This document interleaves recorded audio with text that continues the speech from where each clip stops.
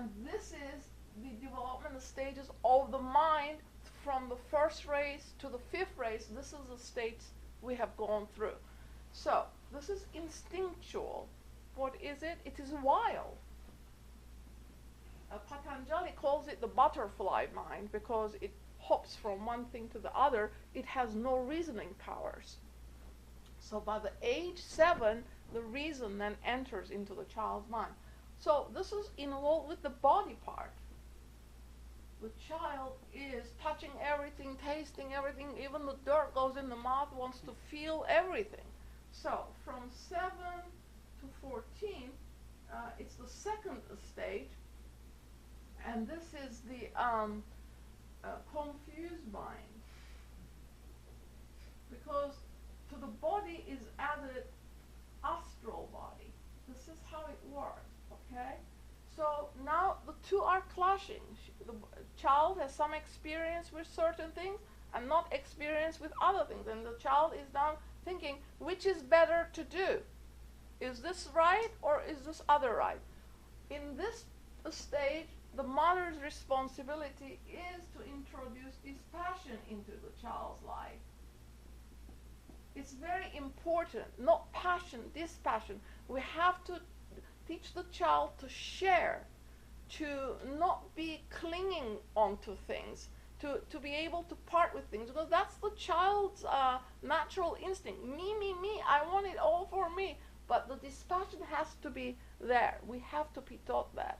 And help the child to learn to share with others and not to cling on to things. And what do we introduce in the second phase? Seed ideas. Seed ideas. What are these? That we're one with everything else.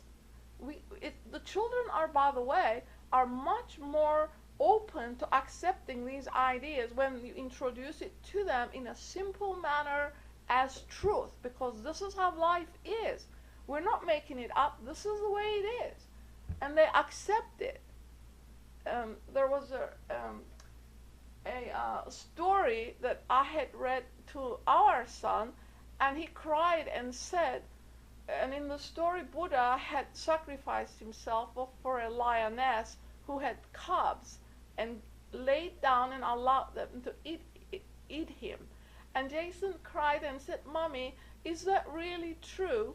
And so we had to make an analogy of it so that the child would not be scared that he had to lie down and let the lion eat himself. And I said, well, think about it. What does that mean? If you had a loaf of bread and you ate it all yourself and you didn't give anybody else, would not be the same thing?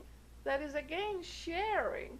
So you can give the kids analogy during this period so that they understand what it is that you're trying to say, because they do spiritually truly absorb everything that is being said to them.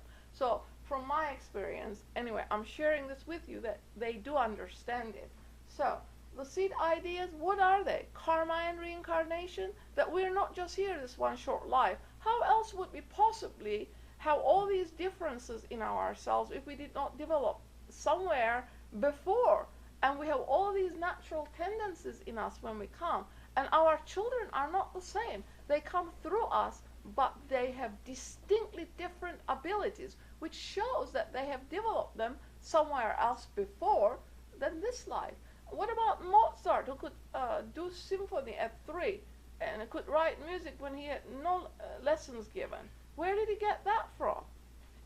These show, in fact, that karma and reincarnation are the ways of the world. It's just that we have forgotten them because we are not taught the correct information. So whatever the seed idea appeals to the family, whatever the ideal of the family is, for instance, charity could be one, that on some special day the whole family go and help the homeless or serve in a soup kitchen. This is charity. Okay. And then from 14 to 21 is the infatuated mind. Sorry, my pen is not writing. Infatuated mind. And it is stuck, sort of, on one This is number 1, idea. Fixed ideas. These are fixed ideas. And we are told that the forefront of our elite is stuck here. They are stuck on fixed ideas. The rules of the game are controlled because of the fixed ideas. And if the forefront of the nation is stuck here, where's the rest of us stuck at? We need to think about these things. And we're told that most of us have these skeletons in our wardrobe, or if you like, scaffoldings in the mind, because we haven't taken them down. They're all there fighting one another with our ideas, preconceptions, or whatever it is we're working with.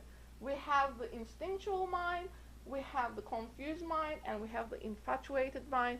And if we don't get out by 21, then we're going to work in the next stage, because the natural state between 21 to 27, or no, is it 28, is when we're supposed to go towards one-pointedness, which is described in Patanjali's yoga aphorisms.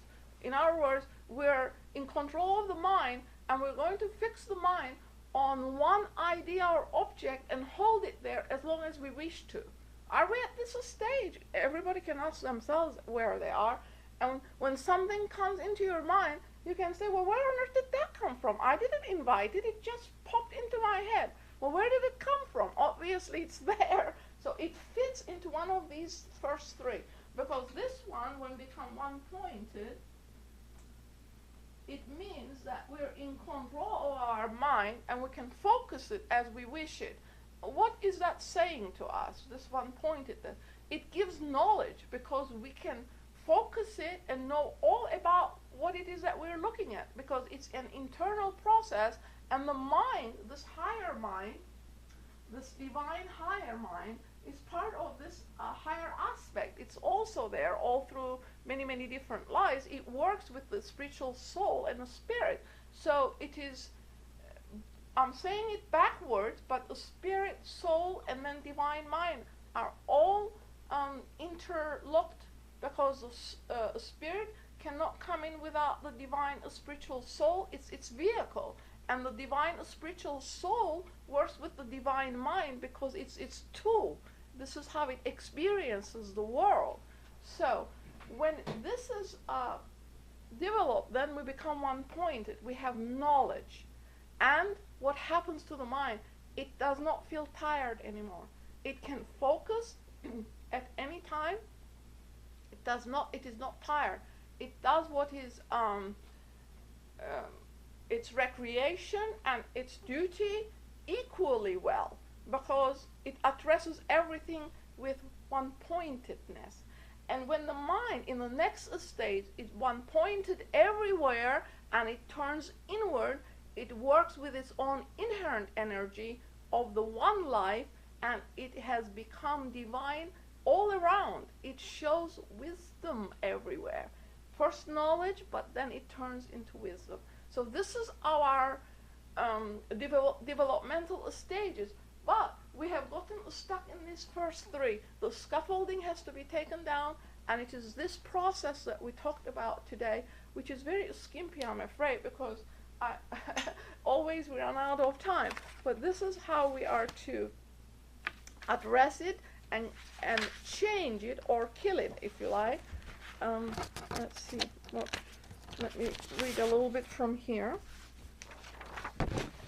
So, and at this here, where this infatuation takes place, if it is a spiritual infatuation, we're better off. This is where the fanatics come across also, because they're stuck on this idea and they bomb places, they kill themselves. This is where they're stuck. And regardless of what you say to them, you can't change their mind, because the mind is focused on that one fixed idea and they're stuck. Whether they're a martyr or a killer or whatever, they're stuck. So as they go backwards to the seed ideas and having faith in themselves. This is lacking in our society today. People don't have faith in themselves. They have faith somewhere out there, But the first rule is have faith in yourself. Why? Because you will never crack open this infatuation if you don't have faith in yourself. Faith in yourself and the conviction that you can overcome all your difficulties, whatever they may be. That's the first rule that we have to have. So then it says here that our willfulness is no longer used to boost our little selves and opinions, because we have killed them all, for it has become merged in the will of the one. We've talked about this one life, the essence that we come from. So henceforth then, we become the great nature's servant. We are now we have inserted ourselves into the circle. We're serving who? Humanity. All of nature, animals, plants. We have become a beneficent force. Not only that, we know how to channel energy usefully for the benefit of all. We know how to send it. So then it says, if it is the desire to help mankind that is predominant throughout the long and arduous path, renunciation of bliss will naturally take place, for the whole of life will be reflected in the new recruit, and he knows he can direct it for the good of all. But should there be one tiny germ of conceit left in him, the very power of the one life will break the thought picture of the aspirant, for no limited individuality could hold within it the power of the whole. So it is the benefit for the whole that has to take precedence. We no longer have this little self to be concerned about, so our energy is channeled outwards. Is it enough to have a clean heart? No. It says it is that light from the one master which has no form that has to replace it. The one unfading golden light of a spirit. Its rays are in all at every moment, without thought form, but vibrant and clean.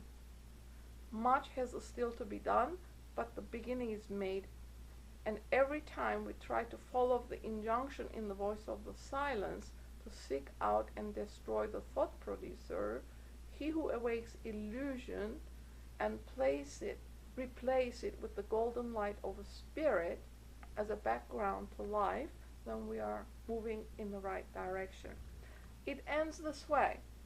We must expect pain and sorrow and woe, for no change takes place without pain, but even on the way we get glimpses of glories untold, unseen by any save the eye of the soul. Only the voice unbroken that resounds throughout eternities is exempt from change, and that's the anahata, the aum that the mystics hear. That's the sound of nature that they hear in themselves. So this is what we are trying to align ourselves to do. Now we will open it to questions. I'll make a comment before we have questions. Yeah. For those joining us on YouTube, we're coming to you from Suite 230, 4865A, Cordell Avenue. We are going to meet again at 11 o'clock next Sunday morning. All are invited to participate. We learn a lot faster when we talk about these concepts with each other. So please come if you're in the area. If you're some other place in the world, there are lodges throughout the world. Thank you. Questions?